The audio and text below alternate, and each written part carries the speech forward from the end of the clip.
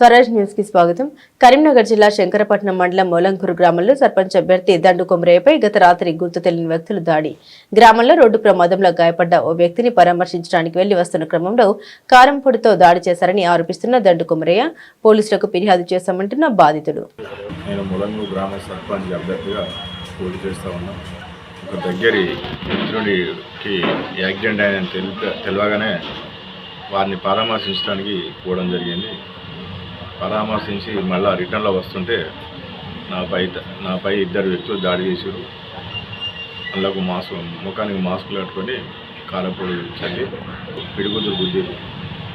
ఆ తరుణంలో నేను కింద పడిపోయాను. స్పృహ తప్పిపోయిన తర్వాత మళ్ళీ తెలివి వచ్చినాక నేను ఊరుతామంటే ఆ చుట్టుపక్కల జనాలు వచ్చి నన్ను లేపి నా ముఖం కడిగి నన్ను రక్షించి మా ఇంటి కుటుంబ సభ్యులకు తెలియజేయడం జరిగింది. ఆ మరుక్షణం నన్ను మా అన్నగారు బండిపై కూర్చుని పెట్టుకొని అంబులెన్స్ ఫోన్ చేస్తే అంబులెన్స్ వచ్చి హాస్పిటల్కి పోవడం జరిగింది.